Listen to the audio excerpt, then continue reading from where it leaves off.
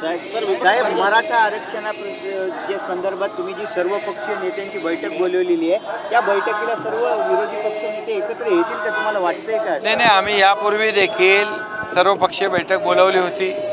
जशी पूर्वी एकदा बैठक बोलवली आणि त्यानंतर आम्ही विशेष अधिवेशन घेतलं आणि त्यामध्ये मराठा आरक्षण 10% दिलं.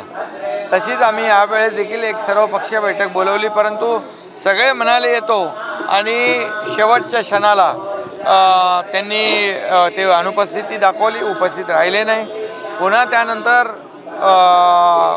पवारसाहेब आणि माझी एक बैठक ते मला भेटले आणि त्यामध्ये देखील आम्ही हे जे काही दोन समाजामध्ये मराठा आणि ओबीसीमध्ये जे काही राज्यामध्ये जे काही वातावरण तेढ निर्माण झाली आहे त्यासाठी शेवटी राज्य शांत राहिलं पाहिजे, राज्यामध्ये कायदा सुव्यवस्था अबाधित राहिली पाहिजे, सर्व समाज एकत्र राहिले पाहिजे, ही भूमिका सरकारची आहे.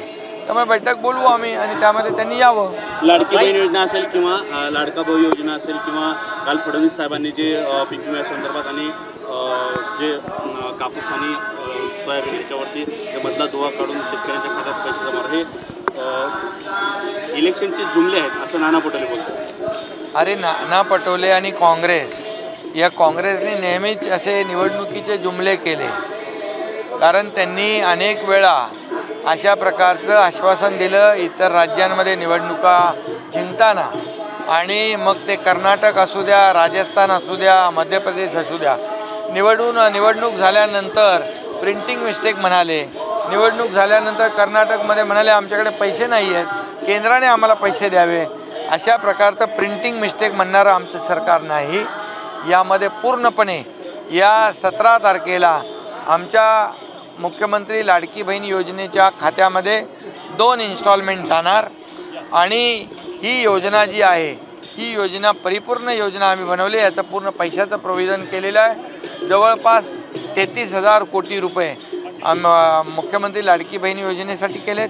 इतर सर्व योजना ज्या आहेत, लाडका भाऊ म्हणजे मुख्यमंत्री युवा प्रशिक्षण योजना असेल, मुख्यमंत्री अन्नपूर्णा योजना जे गॅस सिलेंडर देण्याची असेल, शेतकऱ्यांचं वीज बिल माफ योजना असेल, यासाठी पूर्णपणे तरतूद आर्थिक वर्षापर्यंत मार्चपर्यंत आम्ही केलेली आहे.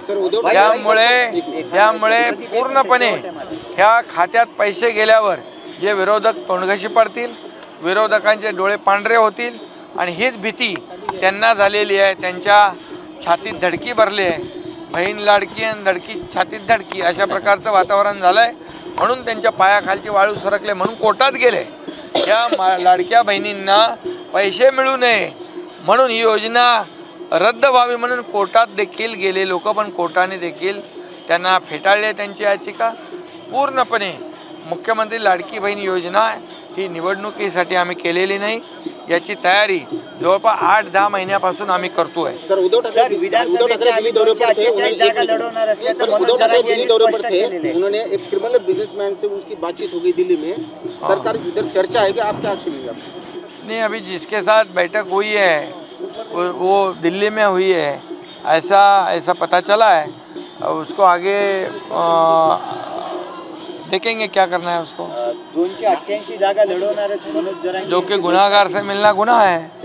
288 जागा लढवणार आहेत मनोज जरांगेंनी पुन्हा एकदा इशारा दिलेला आहे. मला अजून माहिती नाही, मी माहिती घेतो. नाना पटोलेला काल विचारलं की मराठा आरक्षण तुमची भूमिका सांगा म्हणून, तुम्ही जे विरोधी पक्षामध्ये आहात त्यांनी ते टाळलं किंवा त्यांनी सांगितलं नाही. ते दुटप्पी भूमिका घेतात नेहमी, कारण आम्ही जेव्हा 10% आरक्षण देणार म्हणालो तेव्हा आम्ही आरक्षण दिलं विशेष अधिवेशन घेऊन. सरकारची भूमिका स्पष्ट आहे की मराठा समाजाला आरक्षण देण्याची भूमिका जाहीर केली, आम्ही ती दिली. ओबीसी आणि इतर समाजावर अन्याय होऊ नये याची आम्ही काळजी घेतली. जे कुणबी प्रमाणपत्र मिळत नव्हते, मनोज जरांगे पाटील यांच्या मागणीनुसार जस्टिस शिंदे कमिटी आम्ही गठीत केली आणि हे काम सुरू केलेलं आहे. त्यामुळे त्याची भूमिका सांगत नाही विरोधी पक्ष म्हणून तर मीटिंगमध्ये पण नाही आला सर्वपक्षीय, आणि त्यांनी भूमिका दुटप्पी न घेता त्यांनी भूमिका जशी आम्ही सरकारने जी भूमिका घेतली आहे तशीच विरोधी पक्षाने देखील भूमिका घेतली पाहिजे.